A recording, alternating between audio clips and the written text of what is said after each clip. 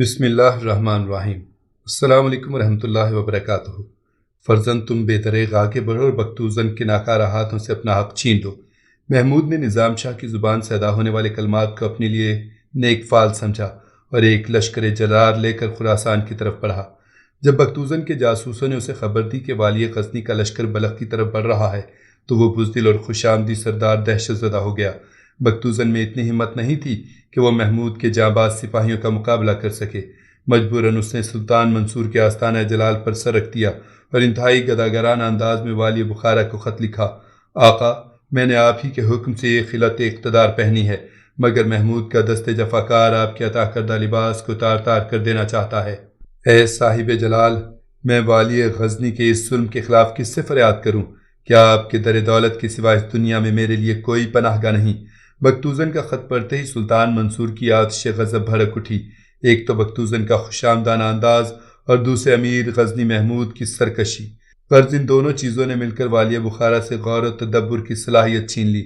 سلطان منصور نے محمود کی لشکر کشی کو نافرمانی سے تعبیر کرتے ہوئے اپنی انا کا مسئلہ بنا لیا اور سیاسی حقائق کو یکسر نظر انداز کر دیا۔ پھر اس نے ایک لمحہ ضائع کیے بغیر بلخ و خراسان کے حاکم کو خط لکھا: بختوزن، تم مطمئن رہو، ہماری زبان سے ادا ہونے والا ایک ایک لفظ ناقابل تنسیخ ہے۔ سیاسی موسم کے تقاضے کچھ بھی ہوں، مگر ہمارے جاری کردہ فرمان میں کوئی ترمیم ممکن نہیں۔ محمود نے اپنی فوجیں آگے بڑھا کر بلخ و خراسان پر دست درازی کا ارادہ نہیں کیا، بلکہ احکام سلطانی کا مذاق اڑایا ہے۔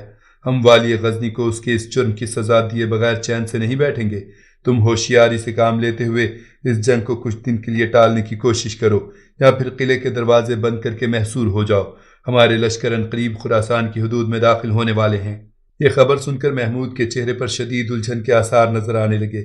پھر ایک دن اور ایک رات کے مسلسل غور و فکر کرنے کے بعد محمود نے اپنی فوج کا رخ نیشا پور کی طرف موڑ دیا۔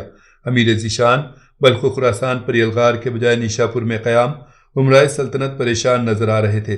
گستاخی معاف، کیا آپ نے بختوزن کے خلاف لشکر کشی کا فیصلہ بدل دیا ہے؟ بختوزن بھی وہی ہے، میں بھی وہی ہوں، اور میرا مطالبہ بھی وہی ہے۔ محمود نے ٹھہر ٹھہر کر اس طرح کہا کہ اس کا چہرہ غصے سے سرخ ہو رہا تھا۔ میں اس بزدل خوش آمدی کو ہرگز معاف نہیں کروں گا کہ اس نے والی بخارا کو سجدہ کر کے مجھ سے میرا حق چھینا ہے، مگر اسے کیا کروں کہ سلطان منصور کی مداخلت نے سارا منصوبہ درہم برہم کر دیا۔ امیر غزنی کے لہجے سے غصے کے ساتھ تعصب بھی جھلک رہا تھا۔ کیا سلطنت غزنی کے نمک خوار اتنے گئے گزرے ہیں کہ وہ بیک وقت دو لشکروں کا مقابلہ نہیں کر سکتے؟ امرائے سلطنت کے لہجے سے جوش و اضطراب نمایاں تھا۔ آپ حکم دیجئے، سلطان منصور کو جلد ہی اندازہ ہو جائے گا کہ انہوں نے ایک غاصب کی حمایت کر کے کیسی ناانصافی کی ہے۔ مجھے اپنے جان نثاروں سے اسی دن کی توقع تھی۔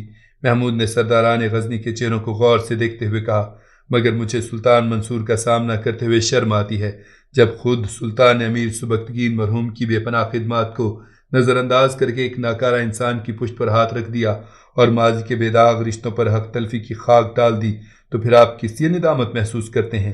شرمسار تو انہیں ہونا چاہیے تھا کہ ان کی ذات سے ایک بڑے جرم کا ارتکاب ہوا ہے۔ کچھ بھی صحیح، مگر میں سلطان منصور کا سامنا نہیں کر سکوں گا۔ محمود کے لہجے میں تلخی بھی تھی اور شدید اذیت بھی۔ میں اس وقت سے ڈرتا ہوں جب لوگ میری طرف انگلیاں اٹھا کر کہیں گے کہ محمود نے نمک حرامی کی۔ یہ الزام مجھ سے برداشت نہیں ہوگا۔ محمود کا جواب سن کر سرداران قوم بہت زیادہ بے قرار نظر آ رہے تھے۔ والی غزنی نے ان کی دلی کیفیات کا اندازہ کرتے ہوئے کہا، تم صبر سے کام لو اور انتظار کرو کہ پردہ غیب سے کیا ظاہر ہوتا ہے۔ پھر کچھ دن کے بعد ایک انتہائی لرزہ خیز واقعہ پیش آیا جس نے علاقائی سیاست کا نقشہ ہی بدل ڈالا۔ جب سلطان منصور بختوزن کی مدد کے لیے خراسان پہنچا تو شیطانی خیالات نے اس نمک حرام سردار کے دل و دماغ پر یلغار کر دی۔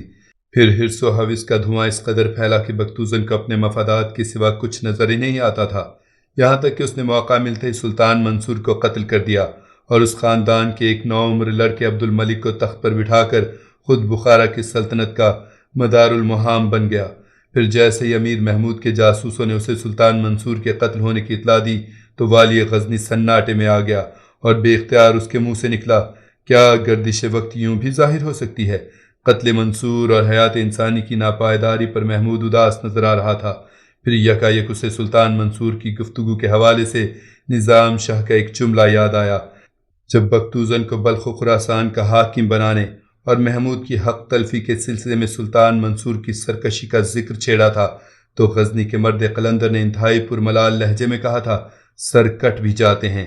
اس وقت محمود نے نظام شاہ کی زبان سے ادا ہونے والے کلمات کو ایک رسمی تبصرہ سمجھا تھا، مگر جب مخبروں نے سلطان منصور کی ہلاکت کی خبر دی تو محمود کچھ دیر کے لیے لرز کر رہ گیا۔ محمود کا یہ خوف و ہراس والی بخارا کی موت کے باعث نہیں تھا کہ حکمرانوں کی زندگی میں قتل و غارت تو روز و شب کا ایک مشغلہ ہوتا ہے۔ محمود کے دل کی دھڑکنیں اس لیے بے ربط ہوئی تھیں کہ اسے نظام شاہ کے جلال روحانی کا خیال آ گیا تھا۔ یہ نظام شاہ کی گریہ نیم شب اور سال ہر سال سے مانگی جانے والی دعاؤں کا اثر ہے کہ میرے راستے کے بھاری پتھر خود بخود دور ہوتے جا رہے ہیں، محمود نے خود کلامی کے سے انداز میں کہا، اور اس کے تصور میں غزنی کی وہ گلیاں ابھر آئیں جہاں رات کے اندھیرے میں نظام شاہ 25 سال تک مزدوری کرتے رہے تھے۔ پھر خیالات کی یہی رو بھٹکتے بھٹکتے اس غیر پختہ مکان تک سنی گئی جہاں آج کل نظام شاہ نگار خانم کے ساتھ قیام پذیر تھے۔ نگار خانم کی یاد آئی تو محمود کے سینے میں ایک شعلہ سا بھڑک اٹھا۔ والی غزنی کے دل و دماغ اس نادیدہ آگ میں جلنے لگے اور آہستہ آہستہ اس کے اعصاب پر گہری اداسی مسلط ہونے لگی۔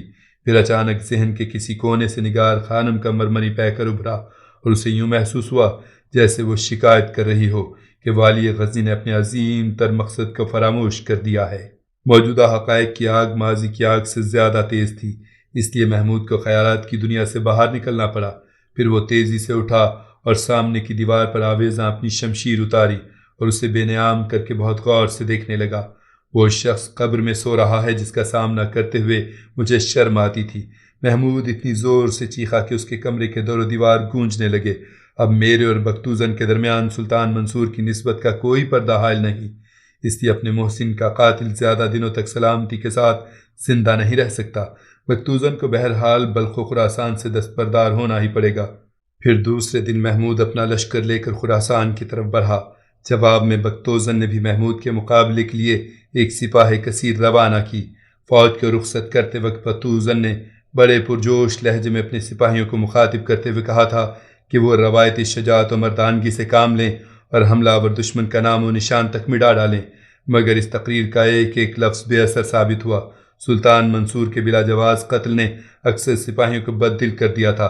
تقریباً پوری فوج محض اپنے پیشہ ورانہ فرائض انجام دینے کے لیے جا رہی تھی۔ کسی بھی سپاہی کے سینے میں نہ جذبوں کی آگ بھڑک رہی تھی، نہ دل میں جان دینے کی تڑپ تھی، اور نہ ہونٹوں پر ایفائے عہد کی باتیں۔ بس وہ جنگ کرنے جا رہے تھے، لیکن انہیں یہ خبر نہیں تھی کہ وہ جنگ کیوں کر رہے ہیں اور کس کے لیے کر رہے ہیں۔ نتیجتاً بختوزن کے سپاہی محمود کی الغار کو نہ روک سکے اور معمولی سی مزاحمت کے بعد انہوں نے ہتھیار ڈال دیے۔ بلخ اور خراسان کا مارکہ اثر کرنے کے بعد محمود ہرات کی طرف بڑھا اور اس علاقے پر بھی قبضہ کر لیا۔ والی غزنی نے میدان جنگ ہی میں گھوڑے کی پشت سے اتر کر سجدہ شکر ادا کیا۔ محمود سوچ بھی نہیں سکتا تھا کہ ہولناک خون ریزی کے بغیر اسے اتنی آسانی سے مسلسل فتوحات حاصل ہو جائیں گی۔ دوسری طرف ترکستان کے بادشاہ ایلک خان کو بختوزن کی پسپائی کی خبر ملی تو اس نے سیاسی صورتحال سے بھرپور فائدہ اٹھایا اور آگے بڑھ کر بخارا پر ایک زوردار حملہ کیا۔ ایلک خان اور بختوزن کی فوجی طاقت میں کوئی تناسب نہیں تھا۔ دوسرے یہ کہ خوش آمدی سردار پوری طرح آداب جنگ سے بھی واقف نہیں تھا، اس لیے بختوزن بدترین شکست سے دوچار ہوا۔ ایلک خان نے کسی رعایت سے کام نہیں لیا اور بخارا کے نام نہاد حاکم عبد الملک کو قتل کر دیا۔ بختوزن نے ایلک خان سے امان کی بھیک مانگتے ہوئے کہا، میری جان بخش دی جائے، میں آخری سانس تک شاہ والا کا وفادار رہوں گا اور نمک خواری پر تمام عمر فخر کروں گا۔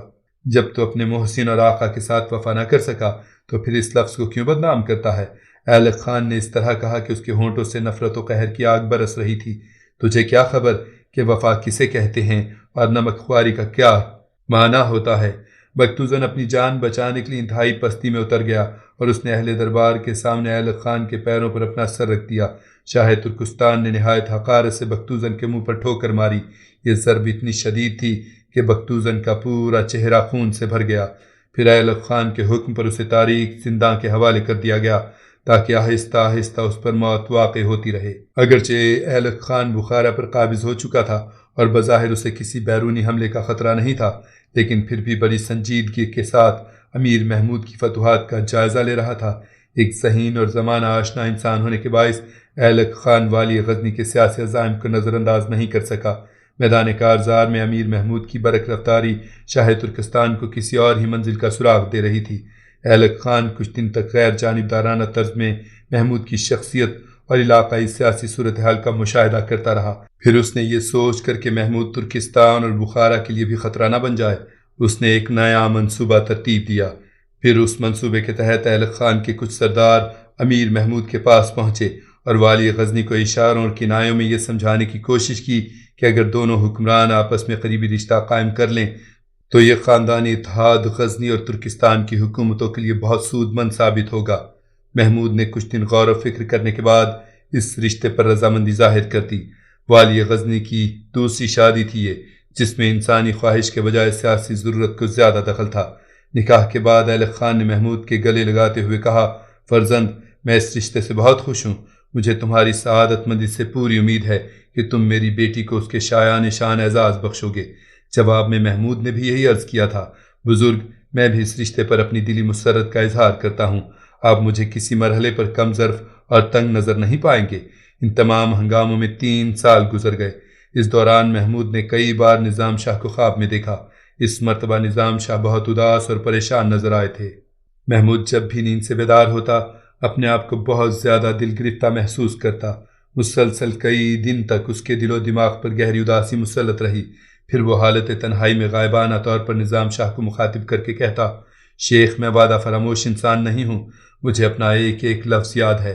میں بہت جلد آپ کے خواب کی تعبیر پیش کروں گا، مگر ذرا ان فتنوں پر قابو پا لوں جو مجھے ہر وقت گھیرے رہتے ہیں۔ اس غائبانہ گفتگو کے بعد محمود کو محسوس ہوتا کہ اس کے دل و دماغ سے ایک بار گراں اتر گیا ہے۔ سن 390 عیسوی میں محمود کو مجبوراً ہرات سے سیستان کی جانب سفر کرنا پڑا۔ اس اچانک سفر کی وجہ وہ ہزاروں درخواستیں تھیں جو سیستان کے باشندوں نے والی غزنی کی بارگاہ میں ارسال کی تھیں۔ اہل سیستان نے بڑے دردناک لہجے میں والی غزنی کو مخاطب کرتے ہوئے لکھا تھا، امیر، ظاہری طور پر آپ اہل ایمان کی آخری امید ہیں۔ اگر آپ نے بروقت مداخلت نہ کی تو سیستان کی زمین پر بسنے والے بہت سے کمزور مسلمان گمراہی کی منزل کی طرف چلے جائیں گے۔ اس کے بعد اہل سیستان نے اپنے خطوط میں یہاں کے حاکم کے مظالم کی لرزہ خیز داستان رقم کی تھی۔ اس وقت سفاری خاندان کا آخری بادشاہ خلف بن احمد سیستان کا حکمران تھا اور سیستان کے ساتھ مکمران کا علاقہ بھی اس کے قبضے میں تھا۔ خلف بن احمد کا بیٹا اپنی بلند کرداری کے باعث یہاں کی رعایا میں بہت محبوب و مقبول تھا۔ پھر بیٹے کی یہی محبوبیت جفا پیشہ باپ کی آنکھوں میں خار بن کر کھٹکنے لگی۔ انجام کار خلف بن احمد نے اپنے جوان سال بیٹے کو بغاوت کا جھوٹا الزام لگا کر گرفتار کیا اور پھر نہایت سفاکانہ انداز میں قتل کر دیا۔ اہل سیستان نے خلف بن احمد کے مظالم کی تفصیلات لکھنے کے بعد یہی تحریر کیا تھا کہ اس نے دین اسلام ترک کر کے کرامتہ کا مذہب اختیار کر لیا ہے اور اب یہاں کے عوام کو مجبور کیا جا رہا ہے کہ وہ بھی اپنے حکمران کا عقیدہ اختیار کر لیں۔ خلف بن احمد کے دیگر مظالم اپنی جگہ، لیکن محمود کی آتش غضب کو بھڑکانے کے لیے صرف یہ بات کافی تھی کہ وہ کرامتہ کا عقیدہ رکھتا ہے۔ والی غزنی نے اپنے معتمد سرداروں سے مشورہ کیا اور اپنے تازہ دم جانثاروں کی فوج لے کر سیستان کی طرف بڑھا۔ خلف بن احمد کی رعایا ویسے ہی اس کے مظالم سے عاجز تھی اور فوج بھی بددل نظر آ رہی تھی، اس لیے یہ مارکہ بہت مختصر ثابت ہوا۔ والی سیستان نے میدان جنگ سے فرار ہونے کی کوشش کی، مگر محمود کے عقاب صرف سپاہیوں نے اسے گرفتار کر کے اپنے امیر کے حضور حاضر کر دیا۔ محمود نے نہایت تحقیر آمیز نظروں سے خلف بن احمد کی طرف دیکھا اور آتشی لہجے میں مخاطب ہوا، اے حقیر کیڑے، کیا تو اسی طاقت پر اہل ایمان کے عقائد بدلنے چلا تھا؟ زنجیروں میں جکڑے ہوئے خلف بن احمد نے ندامت سے سر جھکا لیا، ناشکرے، تجھ سے سونے اور چاندی کی روٹیاں ہضم نہیں ہوئیں اور تو اپنے پیدا کرنے والے سے سرکشی اختیار کرنے لگا۔ محمود کی زبان سے نفرت و غضب کی آگ برس رہی تھی۔ اب اس خارج زدہ کتے کی طرح زندگی بسر کر جسے ہر دروازے سے دھتکار دیا جاتا ہے۔ سلطان ذی حشم، میں لاکھ گناہ گار سہی، مگر آپ کے رحم و کرم کا دامن بہت وسیع ہے، مگر اس امید کے ساتھ والی غزنی کی طرف دیکھ رہا ہوں کہ میری معصیت امیز زندگی آپ کے دامن کرم کے کسی نہ کسی گوشے میں ضرور سما جائے گی۔ خلف بن احمد بڑی ریاکاری اور چرب زبانی سے کام لے رہا تھا۔ سلطان والا، میں اپنے سابقہ عقائد سے تائب ہوتا ہوں اور یقین دلاتا ہوں کہ آئندہ ایک صحیح العقیدہ مسلمان کی طرح زندگی بسر کروں گا۔ محمود کے چہرے پر بھڑکنے والی نفرت و غضب کی آگ آہستہ آہستہ سرد ہونے لگی۔ پھر اہل دربار نے دیکھا کہ والی غزنی کی آنکھوں میں ایک عجیب سی چمک پیدا ہوئی اور خلاف توقع اس کے ہونٹوں پر مسکراہٹ ابھر آئی۔